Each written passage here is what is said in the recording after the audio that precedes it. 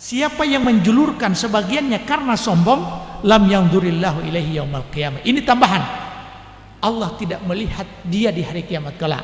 Yang menyelisihi perintah Rasulullah sallallahu alaihi wasallam memiliki kekhawatiran jangan sampai mereka akan ditimpa fitnah. Makanya banyak orang-orang Gorontalo kalau mau sholat itu mereka lipat celananya.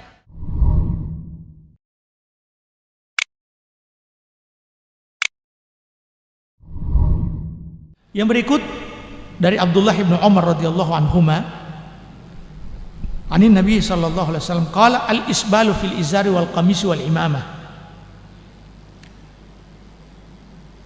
Isbal itu menjulurkan pakaiannya. Itu ada pada baju pakaian, wal imamah, dan pada apa imamah? Apa yang di sini? Sorban. Jadi sorban, orang yang sorbannya sebenarnya cukup cuma 1-2 lilitan, dia pakai sampai berapa lilitan, berlebih-lebihan. Kemudian sampai ada yang menjulur begini, berlebih-lebihan, itu termasuk dalam pelarangan. Nah kemudian menjarra syai'an khuyala. Nah, ini penyebutkan lagi khuyala. Siapa yang menjulurkan sebagiannya karena sombong, lam yanzurillahu ilaihi yaumal qiyamah. Ini tambahan. Allah tidak melihat dia di hari kiamat kelak. Kalau seandainya cuma menjulurkannya tanpa ada kesombongan, itu haram. Tapi kalau seandainya diiringi dengan kesombongan, maka sesungguhnya itu dosanya lebih, yaitu Allah tidak melihat. Allah tidak melihat. Terlepas dari khilafiyah para ulama ini, dan ini juga sebenarnya kita tidak boleh jadikan sebagai tolak ukur wala kita dan cinta kita kepada seseorang. Ketika bertemu dengan orang yang langsung kita lihat kakinya, celananya. Kalau celananya masih di bawah ta'ab terajalin, jangan. Ini bukan tolak ukur. Iya. Tapi sesungguhnya sebagai seorang mukmin, tadi saya sampaikan bahwa sebagaimana para sahabat ketika diperintahkan untuk ketemu, kalau seandainya ketemu mengucapkan salam, mereka harus mengucapkan salam. Para sahabat ketemu, mereka berjalan bersama, bertemu dengan pohon, dipisahkan oleh pohon, ketemu lagi, mengucapkan salam. Kemudian yang kedua, riwayat yang kita sebutkan tadi, salah seorang sahabat yang mau masuk masjid, tiba-tiba Nabi mengatakan ijlisu, duduklah. Maka dia masih di tengah terik matahari, langsung duduk karena dia dengar Nabi mengucapkan duduklah. Padahal secara logika, dan itu pasti yang Nabi maksudkan bukan dia, karena dia masih jalan. Tapi kekhawatiran dia jangan sampai lafaz ijlisu, kalimat ijlisu itu dia umum sampai kepada dia, sementara dia tidak mau tunduk kepada Rasulullah sallallahu alaihi wasallam.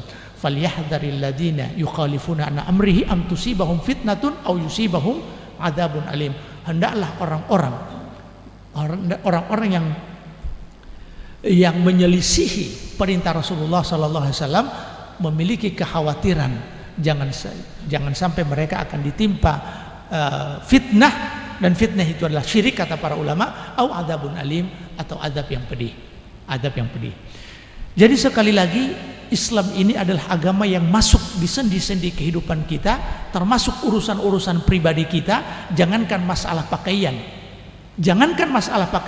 untuk seorang wanita celana dalam dan isinya pun diatur oleh Islam. Jangan sampai wanita ini ada haid, belum mandi haid, tidak boleh dia harus tahu haidnya. Ini urusan wanita, kenapa mengurus urusan yang sangat privasi? Tapi itulah agama kita. Sudah menikah, mau masuk WC atau masuk WC, berdoa, Allahumma inni a'udzubika minal khubuthi wal khaba'ith. Cuma masuk WC baru dengan kaki kiri. Apa urusannya? Tapi begitulah agama kita. Itulah agama kita yang mengatur seluruh sendi kehidupan. Nah, kalau kita tidak mau diatur oleh agama kita, cari bumi ini yang bukan ciptaan Allah Subhanahu wa taala. Pergi di kerajaan apa ini yang muncul baru-baru ini? Membuat kerajaan dalam khayal, iya.